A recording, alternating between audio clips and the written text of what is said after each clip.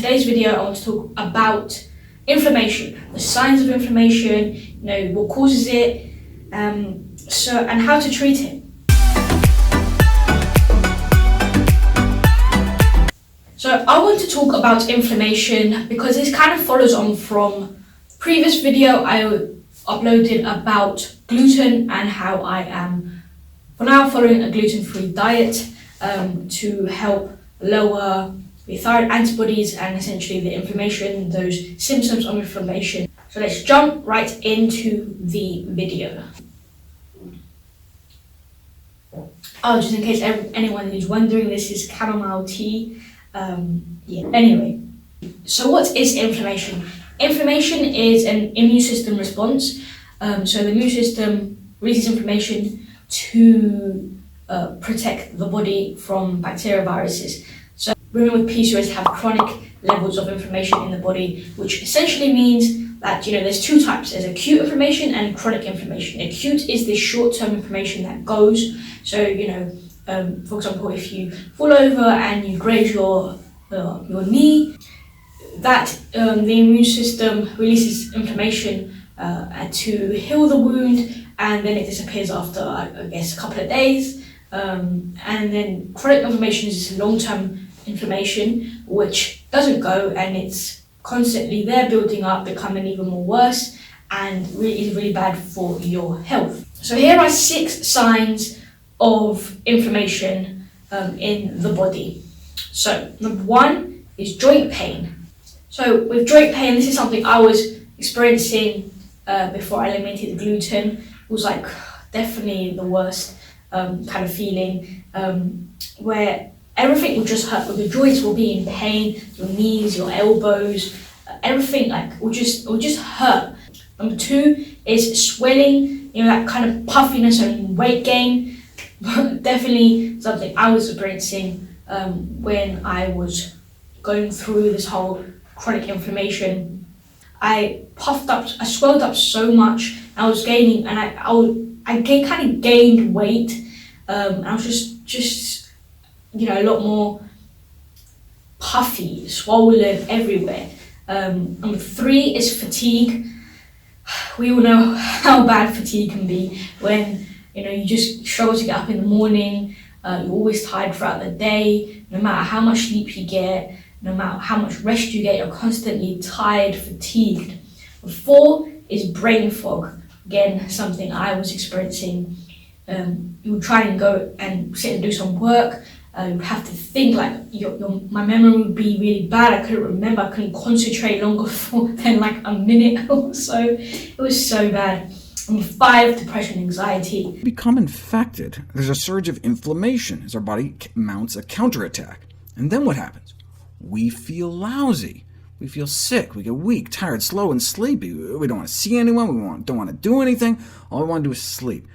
It's like we're depressed. And that's great for fighting infection. Not only does it help us conserve energy so we can put up a good fight, but reduces social contact. We're not running around infecting everyone. But what evidence have we accumulated in the centuries since that inflammation causes depression? Well, people who are depressed have raised inflammatory markers such as C-reactive protein. Inflammatory illnesses are associated with greater rates of major depression. Indeed, that's what's found in a variety of inflammatory conditions, including more kind of benign inflammatory conditions like asthma and allergies. And that's important, suggesting the mood symptoms are not simply feeling bad about having a terrible disease, but may be directly tied to the inflammation.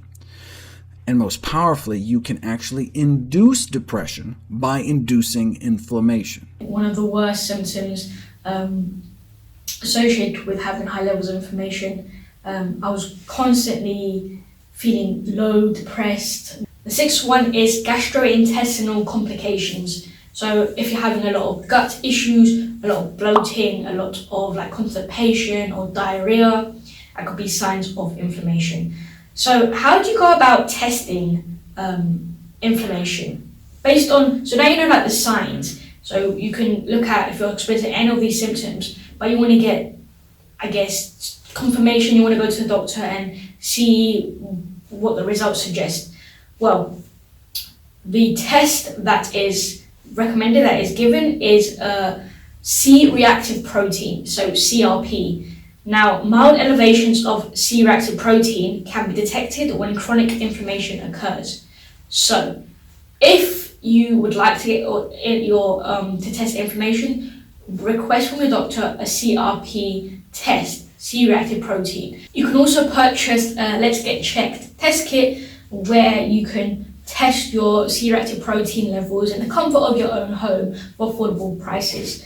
I'll have the link and the discount code in the description box down below.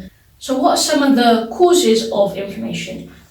So there are various different causes of inflammation, and some of them include polyunsaturated fats. So these are vegetable oils like rapeseed oil, sunflower oil, canola oil, sesame oil, almond oil, any kind of vegetable oil, and these are commonly found in like processed foods, fried foods, packaged foods. So also nuts and seeds. So beans and legumes. So cutting back on these polyunsaturated fats. Now I have a whole kind of video speaking about why polyunsaturated fats are bad for our health. You can check the video out here. So PUFAs are 100% number one food that you should be eliminating from your diet to help with the inflammation. Second is intestinal permeability. So again, this follows on from a previous video on gluten, where you need to be supporting your gut, helping to heal the gut lining, avoiding any irritants, any gut irritants such as beans, legumes, raw vegetables, PUFAs, to help heal the gut.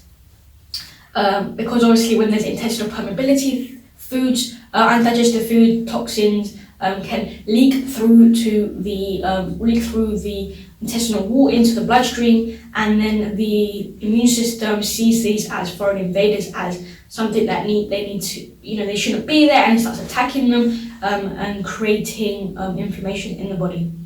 Third is serotonin. So serotonin, everyone assumes it to be the happy hormone. We're all led to believe this, but it's actually not true.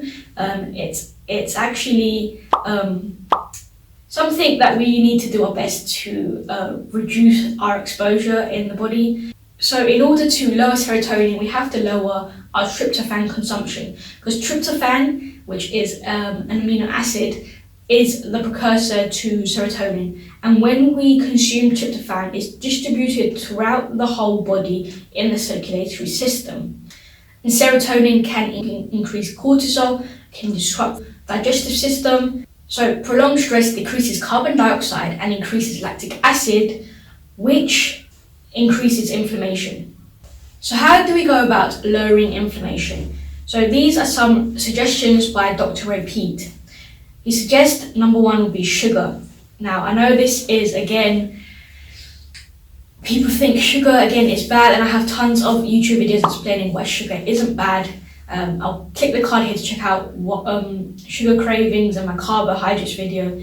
So when we don't consume sugar, and the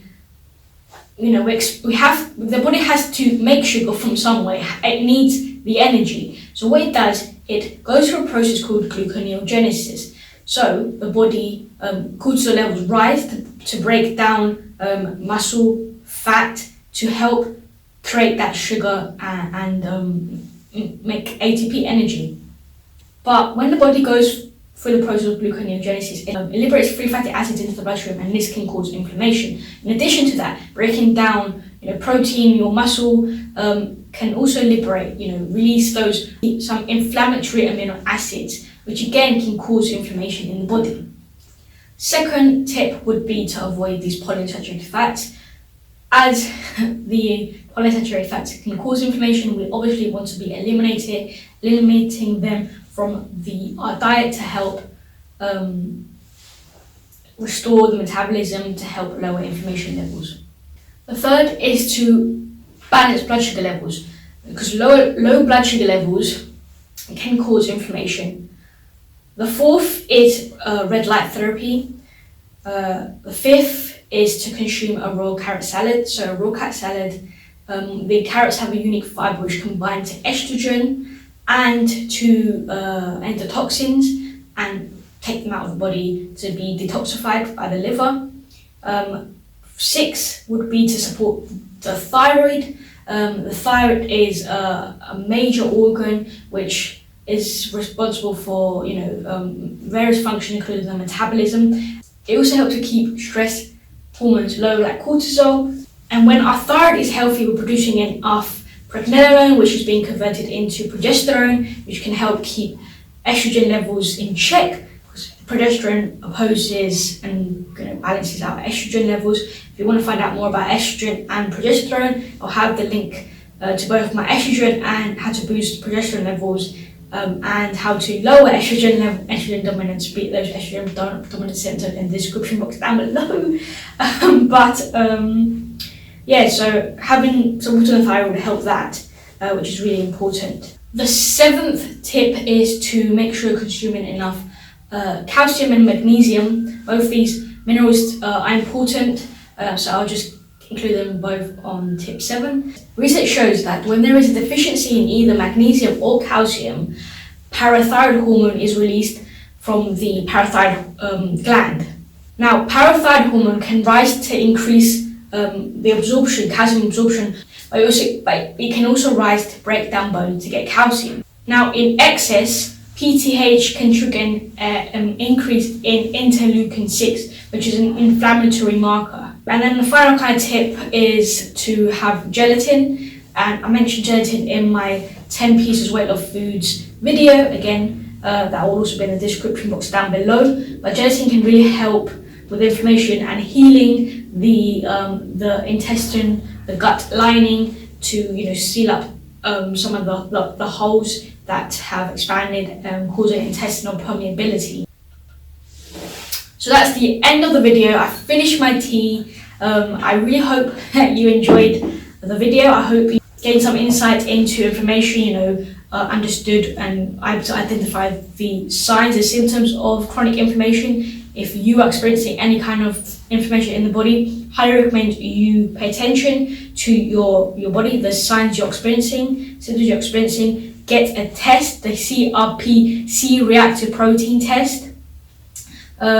Begin to eliminate some of those inflammatory causes of inflammation, and really focusing on getting to the root cause of the inflammation, doing some of the stuff research scientists suggest to help lower inflammation. And that's about it. I really hope you enjoyed the video. I hope you found some value. I hope you found it helpful. If you did find it helpful, don't forget to like the video, click that button, and subscribe for plenty more videos, and share the video to help someone you know, or even someone you don't know, lower their inflammation, because high chronic inflammation can be very detrimental to our health.